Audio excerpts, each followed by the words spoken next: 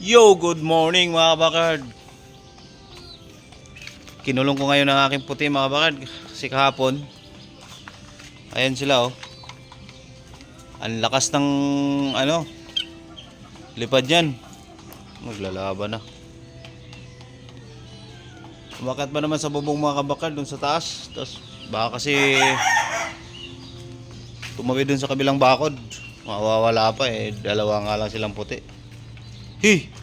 Naglalaban na kayo. Sa mga hindi pa pala na-subscribe mga kabakard, please subscribe my YouTube channel mga kabakard. Sa mga subscriber ko dyan, maraming salamat sa inyo mga kabakard. Tara! Let's go.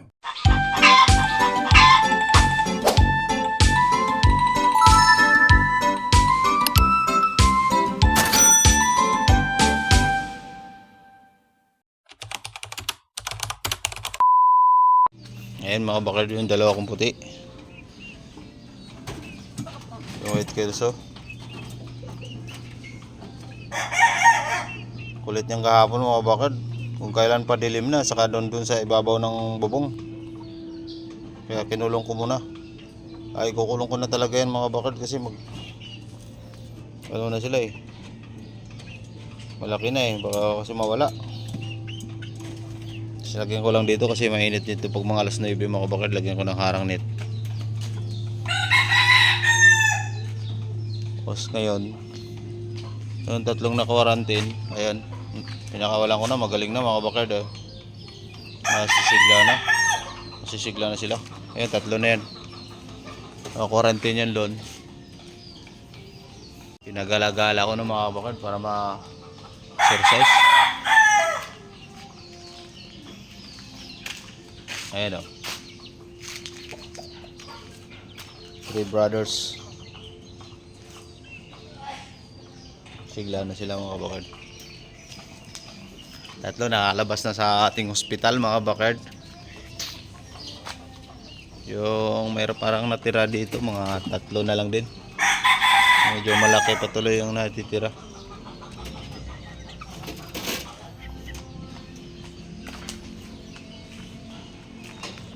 Nag-away-away oh. Parang may bago sila sa mga kasama na, biglang tumapang eh. Kaya ko baka magkakasakit na naman, kaano yung mata, natutuka.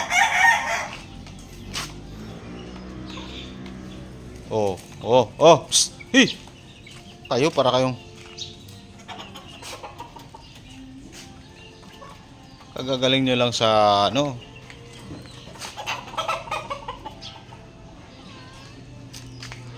kulit ng mga sisiw na to ah.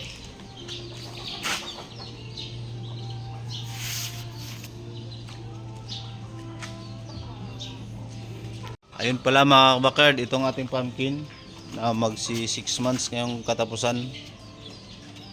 May nag-abil na nito mga kabakard, taga Naik.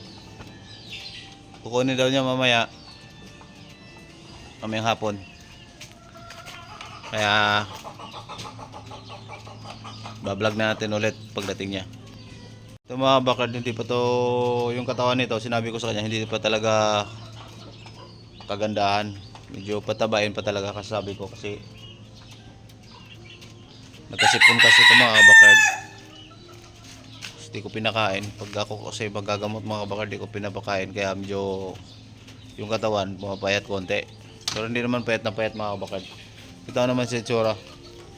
Pula naman yung mukha. Ay mga kabakard oh. Wala talaga pa yung katawan. Yun yung nakursunadaan niya sa tatlo. Sabi ko sa kanya na baka magano ka na medyo di pa buo yung katawan. Kaya sinasabi ko naman talaga ang totoo mga kabakard. Kasi mahirap. Tapos pagdating dun sasabihin tayo, scammer tayo. Sabihin mo buo yung katawan, sabihin mo yung totoo para walang masabi sa iyo yung ating buyer. Kaya nga ito mga kabakard, di ko na ito bininta, ginawa ka lang broadcock eh. Kasi mga kabakard, nung bata pa ito mga kabakard, 2 araw pa lang pagpisa, Nabali yung pakpak niyan mga bakard. Pero nung lumaki na lumaki, bumalik. Pero sa bitaw, walang diferensya, magaling. Malakas pa rin mamalo. Kaya ginawa ko, broadcast ko na lang siya. Maraming gustong bumili. Pinakita ko yung bitaw, sabi ko, wag na lang kasi balik na ang pakpak na to nung ano pa, sisiw pa. Baka kasi magsisi kayo pa, sisihin nyo pa ako. Mahirap kasi masisira tayo mga bakard. Sinasabi ko lang talaga yung totoo. Mahirap yung para lang makabenta, manloko tayo na tao. Balik talagang pakpak na ito. Pero hindi dito sa puno, dito lang sa may ano, mga bakard. Naapakan ng nanay. Nabali, naglaylay. Tapos hanggang naka-recover, ang palaki na siya. Kasi 2 days pa lang siya na ano, nabali. Pero malakas sa bitaw, hindi siya, wala siyang diferensya. Kaya ginawa kong broadcast. Ginawa kong broadcast. 3 na yung broadcast ko ngayon.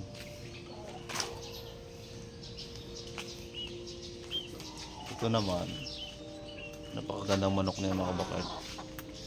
Quality naman siya mga bakard. Hindi pa nga lang buo yung katawan, pero gusto na natin yung buyer, ready. Nagbigyan na natin. Ito talaga bakard, magandang katawan nito. Mailap lang oh. Napakagwapong manok. Straight pen.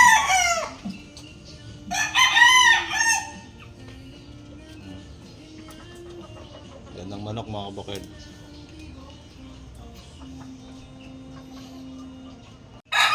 Kapatid ito sila ng pumpkin mga bakard.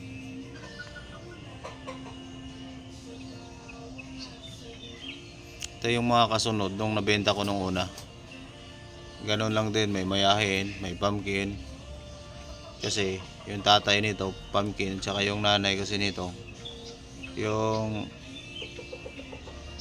Gilmore. Kaya green legged, may lalabas na green legs.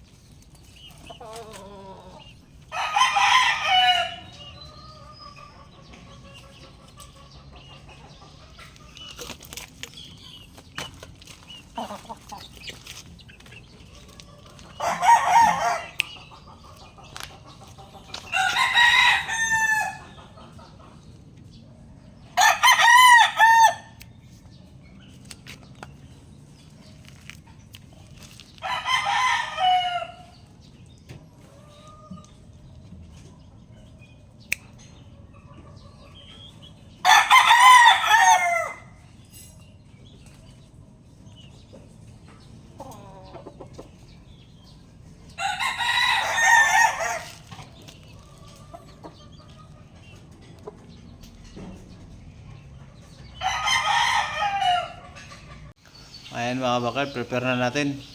Kukunin na naman ang riders mga bakad. Rider. Ating pumpkin. Siya mga bakad oh.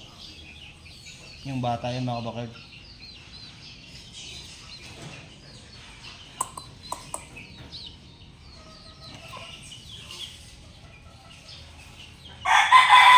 Ayan. Dahil lang natin yung rider mga bakad.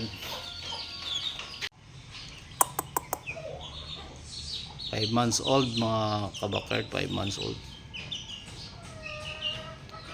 Going 6 months.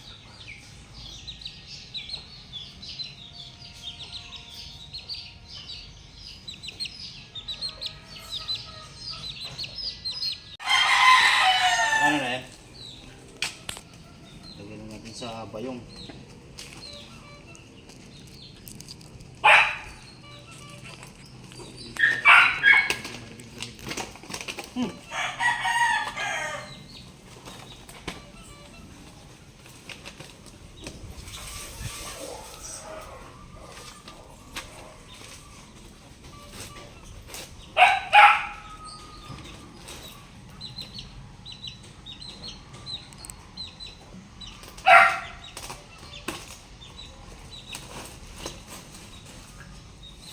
Baka maano yung ano niya, buntot.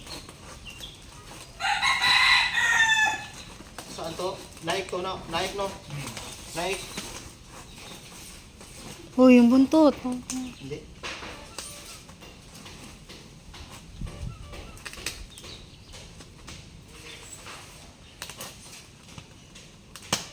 Wala kasing siraulo yung pinila na ano, hindi matalas yung. Sinama mo na yung kwan. Sa Gcash. Ay nakuha na yung ano. Stag natin.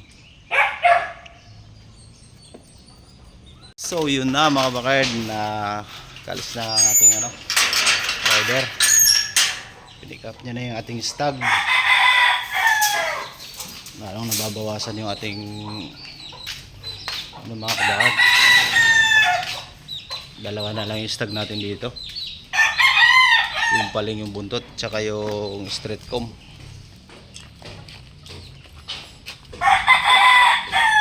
Yan na lang natitira mga bakard oh. Yan ang natitira sa ating ano tsaka yung talisay na paling yung buntot. Ayan o. So yun lang muna mga bakard for today's video. Sinare ko lang yung ating nag-avail ng ating stag. Sa mga hindi pa pala nakasubscribe dyan mga bakard, please subscribe yung YouTube channel mga bakard. Sa mga subscriber ko dyan, maraming salamat sa inyo mga bakard. God bless.